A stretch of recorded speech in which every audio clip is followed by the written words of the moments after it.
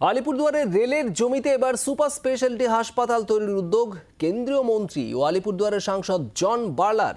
ভোটের আগে মানুষকে বোকা বানানোর চেষ্টা কটাক্ষ তৃণমূলের।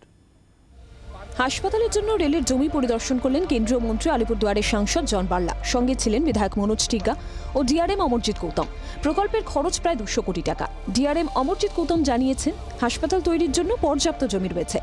ये लैंड अप्रोच के हिसाब से सबसे बेस्ट है, इसलिए बालाजी की सहमति के अनुसार इस लैंड को ही आगे बढ़ाया जाएगा। केवल 2500 स्क्वायर मीटर चाहिए और हमारे पास 7400 है और यदि आवश्यकता होगी आगे तो आसपास और भी लैंड अवेलेबल है। রেল বোর্ডের সবুজ সংকেত পেলেই কাজ শুরু হবে জানিয়েছেন কেন্দ্রীয় মন্ত্রী জন বার্লা। प्रोसेस में है, लैंड का प्रोसेस है, बोर्ड रेलवे बोर्ड में पड़ा हुआ है। वो जल्दी से जल्दी ये हो जाने के बाद में हमारा मिनिस्ट्री से है ना बातचीत चला हुआ है, उसके बाद हम लोग काम शुरू करेंगे। কেন্দ্রীয় মন্ত্রী তথা সাংসদ জন বার্লার এই উদ্যোগকে কটাক্ষ করলেন তৃণমূল কংগ্রেসের রাজ্যসভা সাংসদ প্রকাশ চিগড়াই।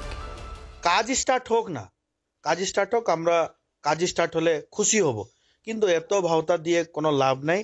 মাল্টি সুপার স্পেশালিস্ট হসপিটাল বানানোর কথা 2019 সালে শুনেছিলাম, হয় নাই।